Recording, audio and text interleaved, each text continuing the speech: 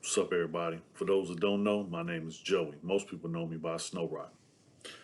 So look here, I've been thinking about how it is, and for most people that don't know, I spent most of my life in prison. So a lot of I'm saying, the content I got is about experiences and stuff I went through during my incarceration, and I've been incarcerated for over 20 years of my life, and it was a big part of my life because I was, incarcerated in California. And as a white boy, running with the Crips, and it created a, a whole lot of problems. Let's just leave it at that. I ended up doing over 20 years in California prison, and every prison I went to, they always asked me if I wanted to go to SNY, if I wanted to go to protective custody, if I wanted to go to the sensitive needs yard.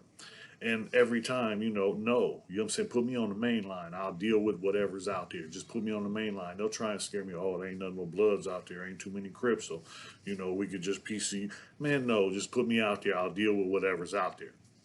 And that's the way it was. I'm saying? Every prison I ever went to, they tried to talk me into going into PC because they knew as a white boy, I'm saying, running Crip, it's going to create problems. I was labeled as a troublemaker because, my race and my gang affiliation makes me a target. So I'm not running from nobody. I'm trying to prove something.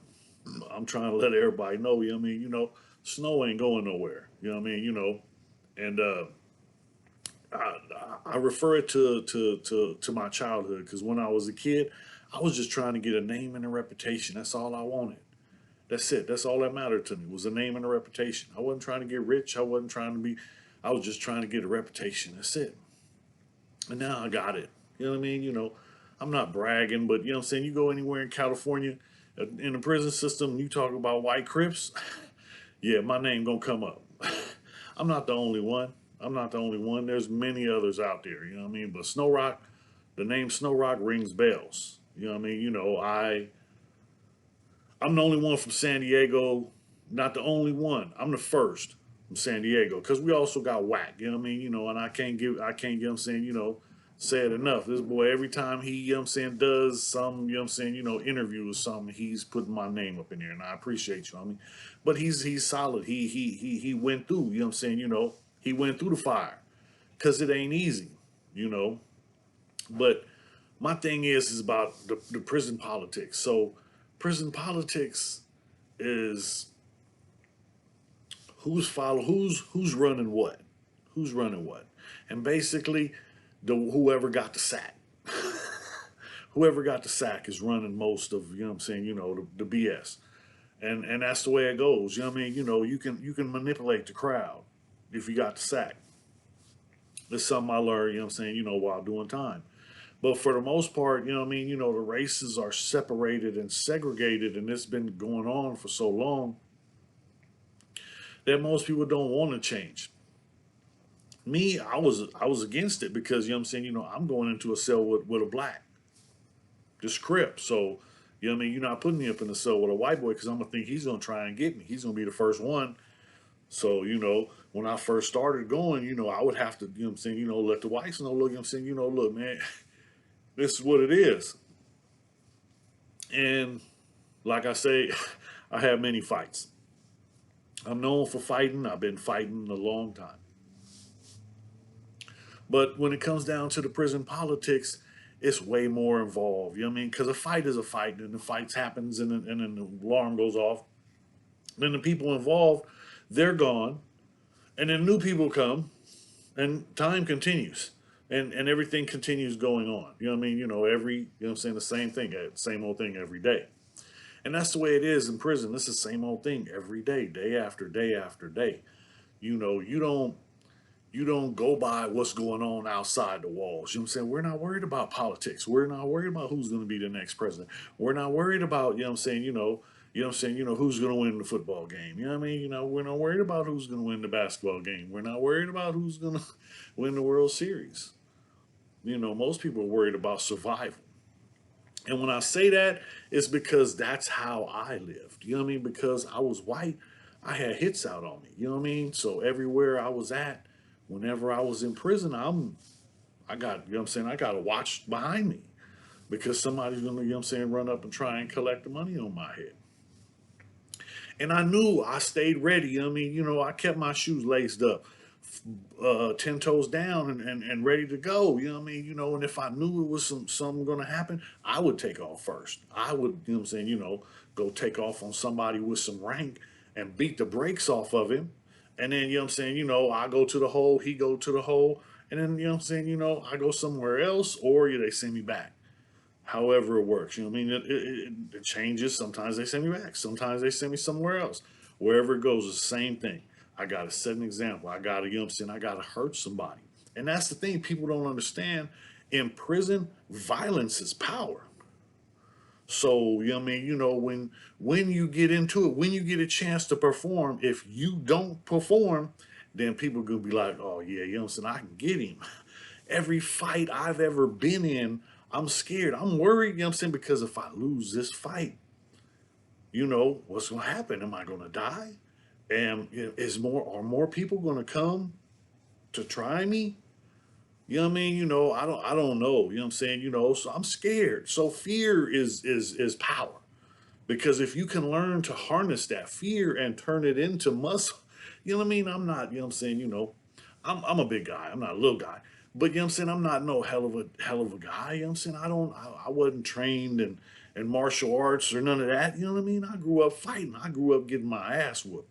And I had to learn how to fight because I got tired of getting my ass whooped. But when it comes down to prison politics in prison, you know, it's so many variables because, like I said, the politics, each group has their own rules and you have to go by whatever your group is, and because I roll with the Crips, this Crips. So that's who I ran with. And whatever they say goes. If they say, let's go, we go. Ain't nothing, and it got to the point where, I got put in position where, I was telling people what to do. I don't be bragging and all that, but I did what I had to do. I took care of what I had to take care of, and I did my part. That's all I say is I did my part. But now I'm out here and it's like, it's a whole new world I'm not used to dealing with. Things are different out here. I'm used to going to canteen once a month. I'm used to, package every 90 days. And, these are the things, I'm saying I'm used to. And now it's like, ain't nobody giving you nothing. When I got out, they tried to give me SSI. But, I'm saying, I thought that was going to hurt me because that's going to give me half what I need. Oh, excuse me. Half the finances I need to live for a month. So what am I going to do? I'm going to take that and flip it. You trying to trap me. You trying to put me right back in the box. You trying to, put me back in the system. And that's the thing, a lot of the parole assistance, which they have none, is set up for you to put you in a trap. I remember when I first got out after doing 12 years, I did 12 years straight. And I paroled, and I didn't have no family left. I didn't have no place to go. I didn't have nothing. I didn't have an ID. I couldn't even cash the check that they gave me from the prison. So, I went through a lot. And, just dealing with, trying to get assistance from the parole office. They're like, oh, our funding got cut. We don't have anything, So I had to go find a place to live, and I ended up getting into a halfway house, the Harlan House on Streamview. If anybody knows, I went through that drug program on parole, fresh out after 12 years. That's where I went. And the whole thing was I needed a place to live. They gave me a place to live. They helped me get the job that I still have to this day. You know what I mean? Best job I ever had. So I'm appreciative, and it's like the whole thing, it comes full circle, because, here I am, right down the street from the place.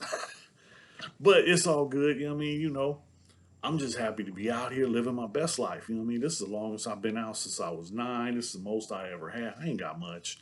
You know what I mean? But this is the most I ever had. And the best part of that is everybody in my family is healthy. Man, I'm good. I'm good. I'm blessed, you know what I mean? Because it's people falling off, you know what I'm saying? I lost one of my homeboys today. I saw it on the news just today. And this is somebody I grew up with when I was a little kid. And it's a trip. It's a trip. Because that fast. And you're gone. And it's happening more and more often. Like, it's the thing to do, you know what I mean? And I don't know what it is. It's like young man, you know what I mean? 53. My boy was 53. He's gone. That's crazy. You gotta think about it. Life is shorter than you expect.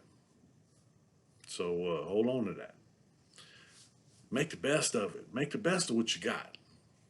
That's the only thing I can take from it is make the best with the time you have. Do the best you can. All right. Well, that's all. If you like what you hearing, hit that subscribe button, hit the share. You know what I mean? Share this with somebody. You know what I mean? It helps my numbers. You know what I'm saying? It looks good on my little thing. But you know what I'm saying? Somebody might need to hear this. Hey, thanks. See y'all next time.